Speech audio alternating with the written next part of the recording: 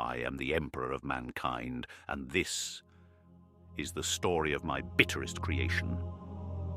He was born to conquer, but never to shine. Of all my sons, he was forged not to lead with light, but to endure the dark, not to bask in triumph, but to grind through ruin, not to be loved, but to be necessary.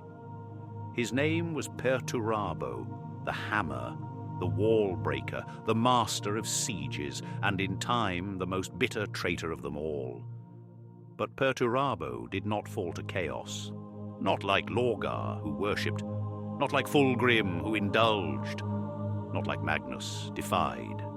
No. Perturabo broke, because I made him to break. I remember the moment I found him, cast across the stars like all his brothers, his soul warped by the cruel lottery of the warp. He had landed on Olympia, a world of philosophers, tyrants, and brutal ambition. He rose quickly, faster than most, not by charm, not by valor, but through the cold edge of reason. Even as a child, his eyes were heavy with understanding. He saw the gears of every mechanism, the fault lines in every wall, the weakness in every design. But more than that, he saw how people could be systems, and how systems could be controlled. He won battles before they began, sieged cities without firing a shot, and in every moment of brilliance there was a silence around him, no applause, no pride, only expectation. From the first time I beheld him, I knew what I had made. A genius of relentless logic. A mind built to destroy what others could not. 9. Where Guilliman would build empires and Sanguinius would inspire worlds, Perturabo would bring them to heel when they failed. He did not crave honor, but he noticed its absence. So I used him. Every impossible campaign, every unwinnable siege, every grinding trench war, I sent him. He did not complain, not at first, but he noticed how the songs were never sung of him, how statues rose for lesser victories, how his brothers, Dorn especially, were hailed as paragons, while he buried millions beneath shattered stone. Dorn. He and Perturabo were two sides of the same coin, and they knew it. Both builders, both fortifiers. But where Dorn gilded cathedrals of defense, Perturabo crafted the ugly necessities of war. They hated each other, not because they were opposites, but because they were alike. And both refused to admit it. I never encouraged their rivalry, but I did not end it. In truth, it served its purpose. Their competition made them sharper, more ruthless. But I underestimated how deeply it cut. The breaking point was Olympia. When that world rose in rebellion, I gave Perturabo the command to restore order. I offered no counsel, no limits, only results. And so he gave me those results, in ash. He exterminated the rebellion completely, not with surgical strikes, not with warning, but with total war. He destroyed Olympia, his own homeworld. Millions died under orbital bombardment. Entire bloodlines turned to vapor, not because he enjoyed it, but because in his mind it was efficient, logical, final. And when he returned, I said nothing. There was no praise, no gratitude, only silence. Others whispered, called him butcher, called him mad. But I remained still. I had expected it, I had asked for it, and that silence, it was the last thing I gave him. From that day on, he changed. Where once he had carried out his duty with cold resolve, now there was venom, now there was spite. He began to see conspiracies in every silence. Favoritism in every honor denied him. And truthfully, was he wrong? He watched Dorn celebrated, watched Guilliman handed empire, watched even Angron remembered in myth. And Perturabo? He remained useful, never glorious. I had forged him into a tool, and never once treated him like a son. So when Horus came to him, with words of recognition, with promises of freedom, with a chance to burn it all down, Perturabo listened, not because he believed, not because he worshipped, but because it was rational. The Imperium had used him. The Emperor had discarded him. And Chaos offered only one thing he had never been given: vengeance. He took it.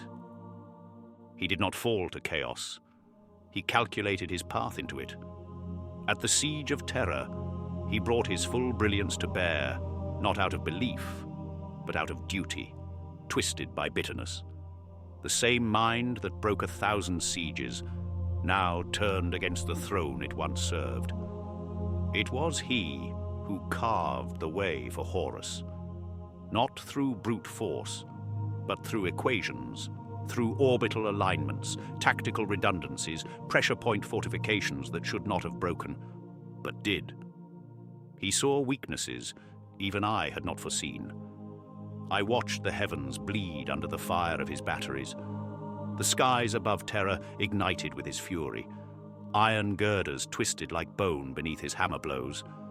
It was not a siege of passion, nor of madness. It was a siege of inevitability. He did not scream. He did not revel. He simply executed the truth he had long accepted, that the Imperium had no place for him. Even among traitors, he was a part. Fulgrim worshipped sensation. Lorgar, prophecy. Angron, rage. But Perturabo trusted nothing. He followed no creed, no god. He allied with Horus, not because he loved him, but because in that alliance there was a mathematical chance of meaning. And yet, the gods took him all the same, not because he desired them, because they desired him. Chaos does not ask for love, it feeds on wounds, and Perturabo was made of them. When the fires dimmed and the walls of Terra held, when Horus fell and the great betrayal crumbled, he did not return to the eye of Terror in chains. He returned in silence. His war was not done. He turned his mind to machines beyond comprehension, to labyrinths that defy causality, to weapons that could rewrite the laws of reality. He built engines of war that screamed across the void, fortresses that drank time itself, weapons that could erase the concept of defense. He became what I never intended, not just a warlord, but a god of iron, a demon prince, not crowned but condemned by irony. He who hated gods became one. He who despised faith was elevated by it. And in that I see the perfect symmetry. The universe is cruel, not because it must be, but because it is consistent. He once built the iron cage to humiliate Dorn, to prove finally that he had always been the better architect of war. And perhaps he was. The cost was catastrophic. For the sons of Dorn, a generation lost. For Perturabo, a catharsis denied. Even victory tasted of ash. He sought vindication. He received devastation. That was the curse I laid upon him. Not through malice, but through design. I shaped him for siege, but never for peace. For obedience, but never for trust. For necessity, but never for love. I did not see him as a son. I saw him as a solution. And solutions, when no longer needed, are discarded. Now he broods in the eye of Terror, not with madness, not with joy, but with the slow burning hatred of a god who remembers what it was to be denied. He builds still, not monuments, but warnings, not sanctuaries, but tombs. Perhaps even now he calculates how this galaxy might be unmade. Would he unmake it, if he could? Yes.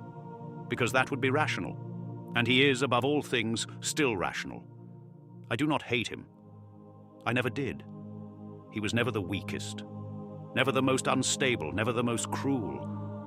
He was simply the most unforgiven. And that was my doing.